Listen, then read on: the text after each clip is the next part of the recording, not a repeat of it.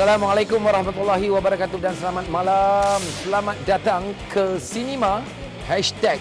#ini Sinemaku. Okey, baik, nampak ramai yang sedang melalui kapet merah ini untuk masuk ke dalam Dewan Festival Filem Malaysia ke-31.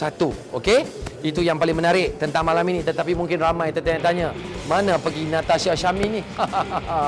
Tak apa, saya ambil alih sekejap. Tak lama. Kemudian kita bagi balik pada Natasha minggu depan. Okey? Itu janji saya. Alright, baik. Saya berada di Dewan Plenary Hall KL Convention Center. Hari ini 10 Disember 2021. Tengok tu, ramai yang mengenakan busana-busana yang sangat menarik bertemakan tradisional contemporary. Dan malam ini juga FFM ke-31 bertemakan citra sinema. Kau hebat kan? Okey, baik. Tetapi yang paling best sekali kan, tentu kita nak tahu daripada 55 buah filem, 28 kategori dipertandingkan. Sudah tentulah debaran akan terasa siapakah yang bakal membawa pulang anugerah-anugerah berprestij dari pentas FFM 31. Okey, kalau dah bersedia, kalau dah ready, ayo kita lihat kemeriahan Festival Filem Malaysia ke-31 dari Dewan Plenary KL Convention Center. Jangan ke mana-mana, rolling.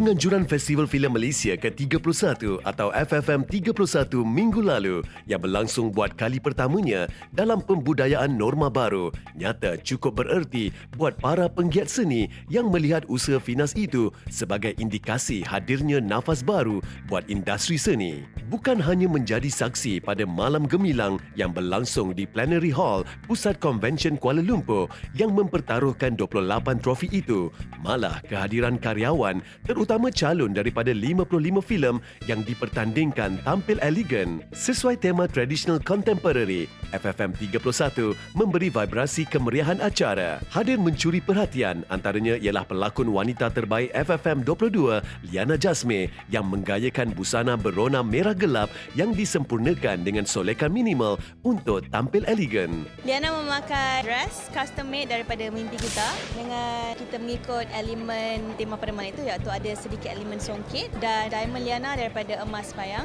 make up daripada Juju, rambut daripada Marcus dan styling daripada Lily Samsudin. Tampil klasik ialah bintang Prebet Sapu Lim Mei Fen yang menggayakan gaun hitam putih rekaan jenama mewah Moschino. Hari ini saya pakai pakaian Moschino hitam putih sebab filem terbaru saya Prebet Sapu kan hitam dan putih. So saya rasa saya hari ini melambang watak Bella dalam red carpet FFM. Ikut melewati kapet merah yang juga tempat berlangsungnya acara pra-anugerah FFM 31 yang dihoskan oleh Nazaruddin Rahman dan Natasha Sharmin ialah pelakon dan model terkenal Alisha Amin dan bintang roh Farah Ahmad selain pelakon Jasper Supaya. Seperti tetamu kehormat FFM 31, Menteri Komunikasi dan Multimedia Yang Berhormat Tan Sri Anwar Musa, ramai kalangan selebriti lelaki pula hadir dalam sud selain segelintir yang jadi tumpuan dengan busana pendekar Melayu mereka lengkap bertanjak. Bintang sangkar Zul Arifin yang pada malam itu dinobat pelakon lelaki terbaik FFM 31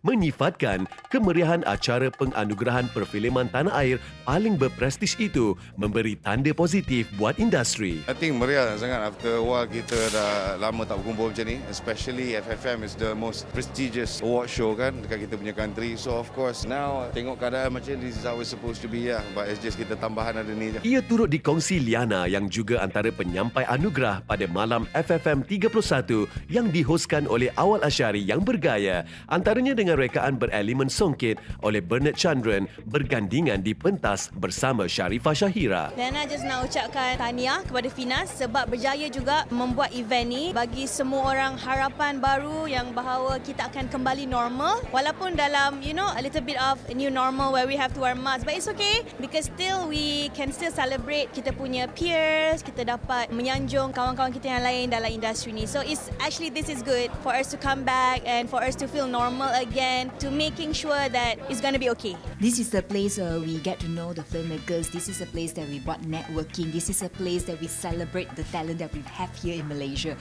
So I rasa revive.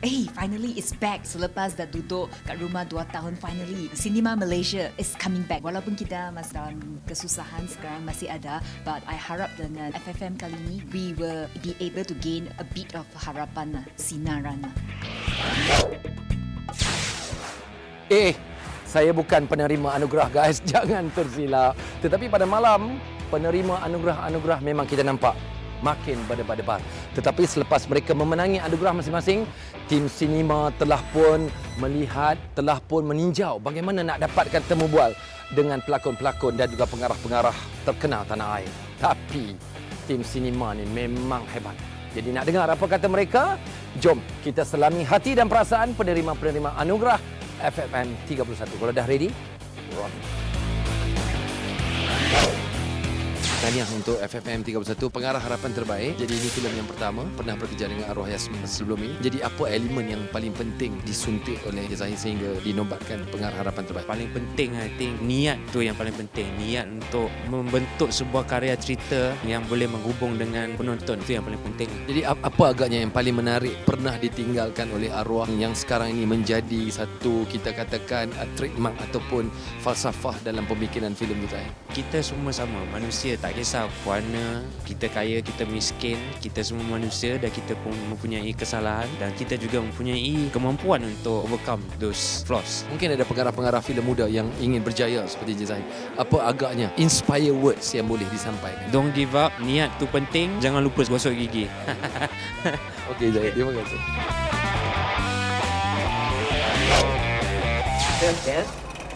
Kan? Rabbit Sapu garapan Muzammil Rahman yang bakal membawa persaingan Malaysia ke Anugerah Akademi 2022 bagi kategori cereka antarabangsa terbaik mengisi kegersangan filem tempatan di Pawagam bermula 16 Disember lalu. Naskah yang mengajak audiensnya menyelami kehidupan di kota metropolitan Kuala Lumpur menerusi pandangan watak utamanya yang menghidapi kondisi buta warna dicorakkan oleh pengalaman pribadi pengarahnya, antaranya berhubung soal kematian dan cinta berlainan agama.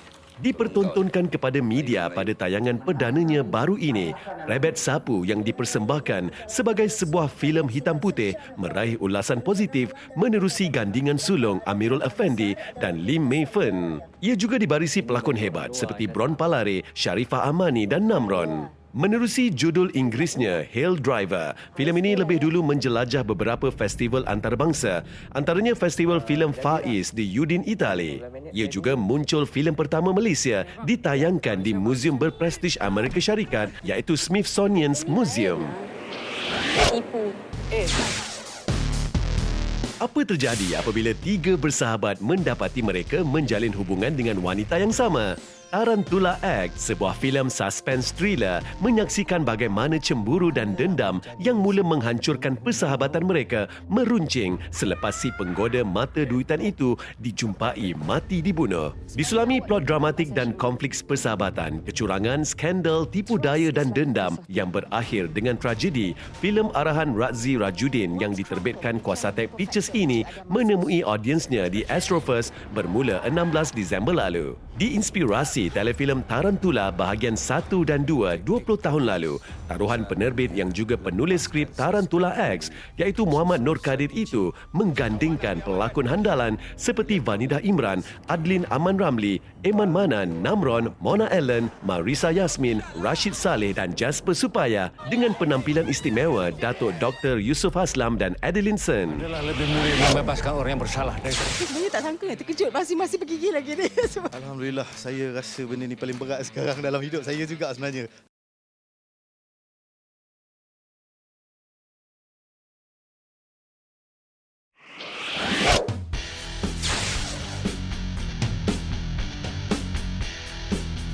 Wah, memang terbaiklah pentas FFM ke-31 guys. Okey, baik. Kita nak lihat dari 55 buah filem dan tersenarai bagi kategori masing-masing hanyalah top 5. Okey, top 5 ini akan dipilih oleh para juri yang mana terhebat dan mana yang terbaik.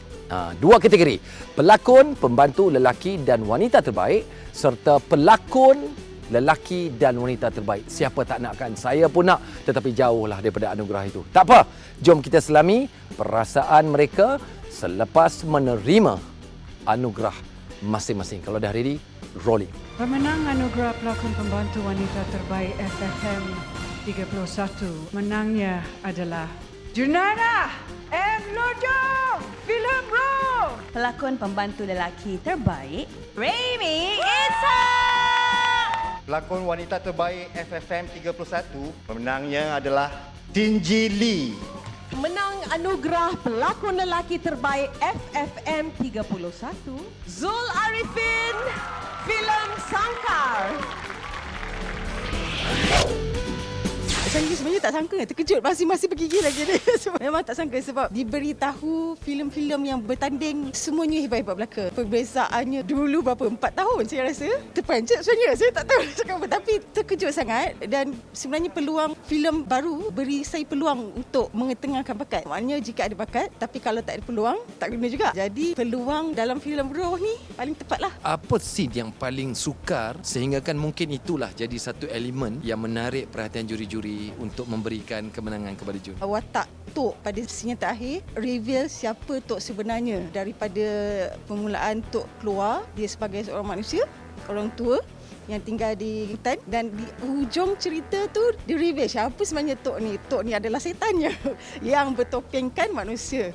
Itu yang paling mencabar sangat. Adakah ini genre yang akan terus menjadi pilihan dan pertaruhan jun ataupun mungkin melihat juga genre-genre yang lain, mungkin genre percintaan ke genre-genre yang lebih bersifat relax sikit kan? Kalau boleh diberi pilihan untuk mencuba genre yang lain sebagai satu cabaran untuk saya sebagai seorang pelakon. Jadi bila ada sesuatu yang lain tu, itu adalah benda yang baru juga untuk saya mengkaji dan belajar benda yang baru lah. Sekali lagi mungkin ada sesuatu yang nak diperkatakan kepada peminat-peminat jun selepas kemenangan pelakon pembantu wanita terbaik. Syukur Alhamdulillah, saya sebenarnya sangat terkejut. Terima kasih juga pada semua yang memberi sokongan, terutama suami saya, Namro, yang tak pernah putus. Beliau pernah berkata kat saya, dia kata ada bakat tapi bazirkan. So saya cakap kalau ada bakat, saya bazirkan dekat peluang yang diberi. So ini peluang yang saya bazirkan yang tepat dan berbaloi.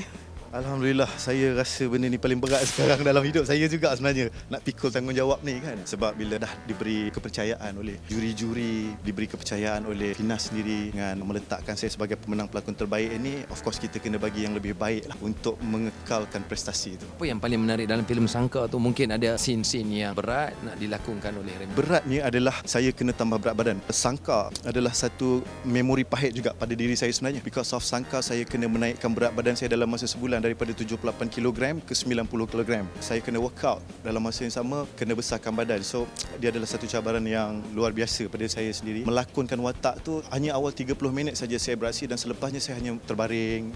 Itu adalah satu cabaran yang sangat hebatlah untuk seorang pelakon. Berlakon tanpa ada signal daripada tubuh badan. Mungkin Remy nak berkatakan sesuatu kepada peminat-peminat. Terima kasih kepada peminat-peminat yang menyokong filem tempatan, yang menonton Sangkar. Teruskan menyokong industri filem kita kerana tanpa penonton tak mungkin kita akan boleh bergerak. So keep supporting.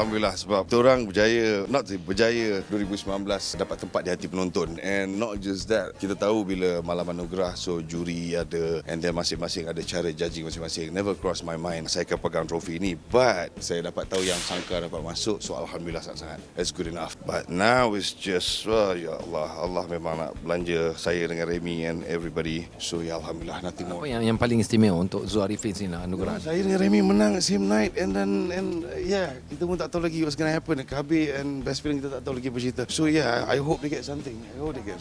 Istimewanya anugerah ni pada Zul Arifin sendiri. Ini anugerah paling precious sekali dekat Malaysia. So dalam lakonan, this is the one. This is it. Saya dah tak tahu dah look for apa. But yeah. For me, it's just more to come. Tanggungjawab saya for 2022. I have to do more. Like Remy cakap, it's not easy to get. Oh, I told you guys I'm gonna be back. Oh, I'm gonna be back. So gonna be back.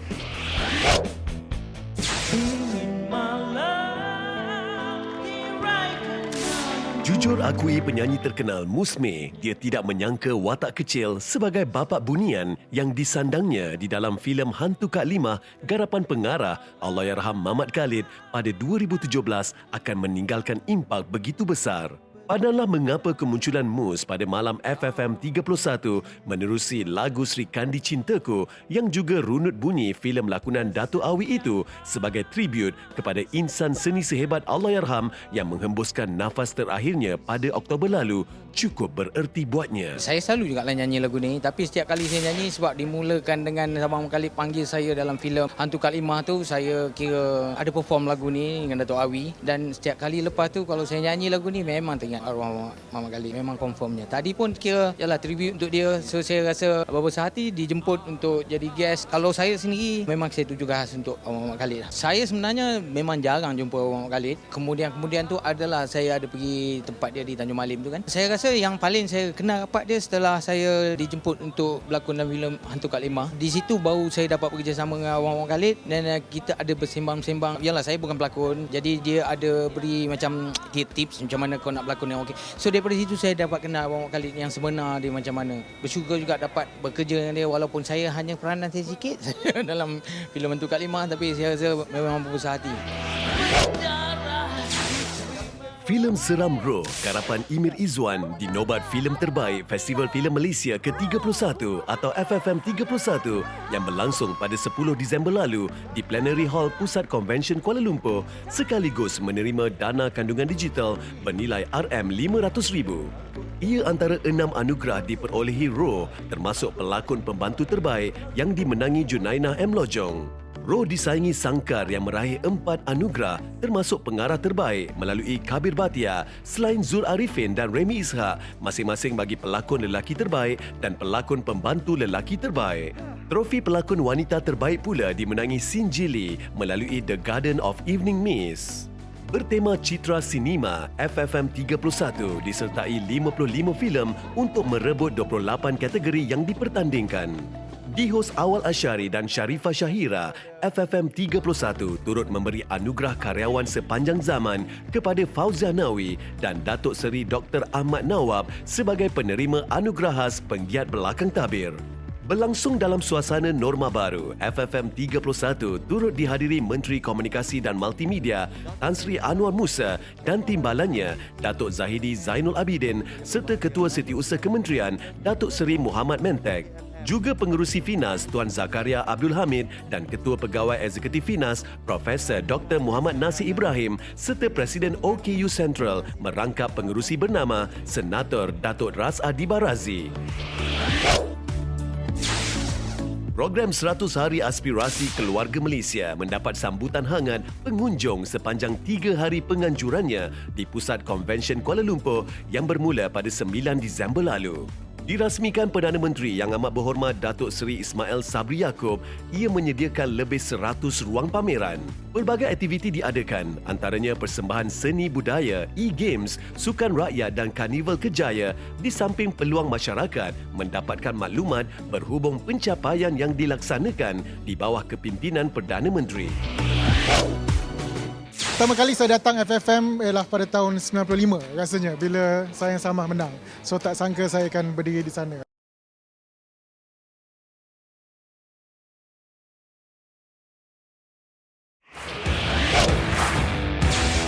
Welcome back guys dalam sinema #ini Sinemaku. Okay guys, selain daripada persembahan-persembahan hebat artis-artis popular di atas pentas, yang paling mencuri tumpuan sudah pastilah pemakaian-pemakaian yang dikenakan ataupun diperagakan oleh penyampai-penyampai anugerah. Seperti saya pakai ni kan, traditional, modern, contemporary katanya. dan dipadankan pula dengan songket. Terima kasih Acap dan juga Ashraf yang sudi menyiapkan pakaian saya untuk sinema.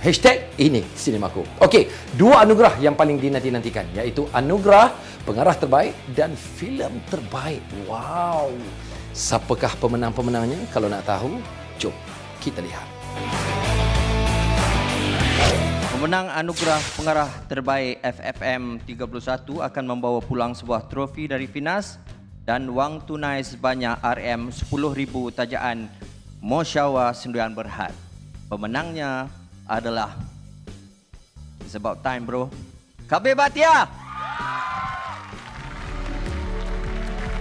Ini merupakan kemenangan pertama Kabir Bhatia di Festival Filem Malaysia dalam kategori pengarah terbaik untuk filem Sangka setelah dicalonkan di FFM 26 menerusi filem Sembunyi dan FFM 27 menerusi filem Dola Superstar.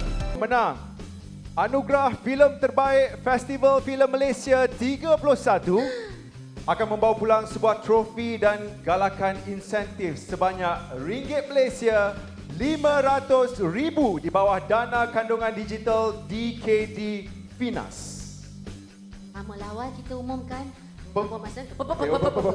Okey. Dah bersedia semua? Baik. 1, 2, 3. Pemenangnya adalah filem Roh Kuman Pictures Sendian Berhad. Tahniah. I'm feeling great. I think congratulations, Zul. And we love making the film, and this is really the payoff at the end. Menariknya pelakon pembantu lelaki dan pelakon lelaki terbaik. Apa yang boleh Kabir katakan? Apa yang That's amazing. I don't know. Should we go back in? Maybe we will. No, but yeah, it's a great feeling. It's a real honor. Humble. Thank you. Thank you. Adakah Sangkar 2 akan datang sebab nampak macam ada sambungan? Should be. Hopefully, yeah. Sangkar 3 as well, maybe. Yeah. Okay, congratulations both of you. Mungkin sesuatu nak katakan pada pemenang. Thank you. Whoever support, thank you so much. Thank you so much. Don't want to say. Thank you. Apa keistimewaan yang diterjemahkan dalam filem Roh itu yang dapat memikat dan menarik perhatian juri untuk memberikan kemenangan ni? Okey. Sebenarnya saya sendiri pun tak tahu sebab saya tak berada di pihak juri, tapi rasanya mereka nak beri galakan kepada pasukan muda tapi yang sungguh berdedikasi. Saya tak muda, tapi yang orang yang terlibat dalam pembikinan filem ni ramai yang pertama kali terlibat dengan filem, termasuk pengarah dia sendiri. Yalah, alhamdulillah saya rasa dia satu galakan. Tapi sebab musabab tu saya tak tahulah. Ya. Adakah ini daripada genre-genre Hindi sebelum ini, kemudian pengalaman-pengalaman dibawa ke peringkat-peringkat luar negara? Adakah ini juga yang diterapkan dalam filem Roh sebenarnya? Sebenarnya ada 2 inspirasi mungkin. Satu adalah masa saya mula-mula buat filem indie dulu, saya sangat suka bekerja dengan kru yang kecil dan sangat suka bekerja dengan pelakon yang kita ambil dia sebab dia boleh berlakon, bukan sebab dia popular ke, dia ada banyak follower ke. Dan saya juga suka genre seram sebab dia genre yang sangat mainstream dan punya tarikan yang kuat. So saya nak gabungkan kedua-duanya. Saya nak buat filem seram tapi dengan skala kecil dan intimate. Adakah Roh akan kembali, mungkin Roh kedua? Sequel dia tak mungkin sebab kalau siapa dah tengok dah tahu dah tak ramai yang hidup pada penghujung cerita tu. Mungkin ada orang cakap boleh buat prequel tentang Tok dengan pemburu tu, buat macam romantic comedy. Tapi tak kena. Tapi memang kami akan bekerjasama dengan Emir Izwan sekali lagi untuk shoot sebuah lagi filem, dan untuk itu kami sedang adakan pertandingan skrip dan pemenang pertandingan skrip tu akan diarah oleh dia. Terima kasih kerana menonton. Pertama kali saya datang FFM ialah pada tahun 95 rasanya bila Sayang Samah menang.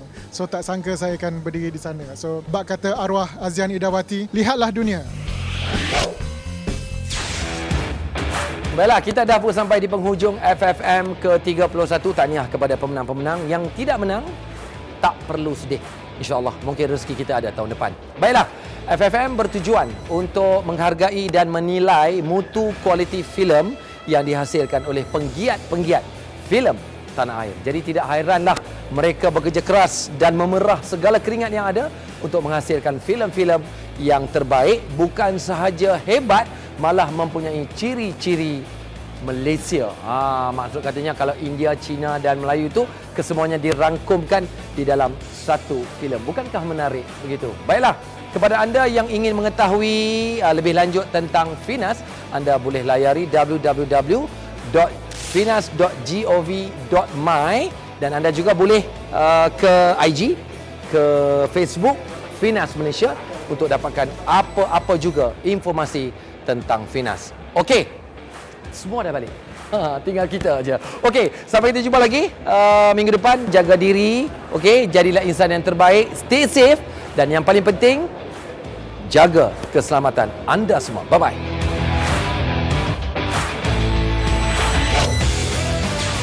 Sebelum berpisah, kita saksikan suasana gilang gemilang FFM 31 yang telah berlangsung dengan jayanya di Plenary Hall Pusat Convention Kuala Lumpur baru ini. Dan tahniah untuk semua pemenang dan yang tewas cuba lagi untuk hasilkan yang terbaik. Okey, kita jumpa lagi minggu hadapan pada hari dan waktu yang sama. Bye-bye.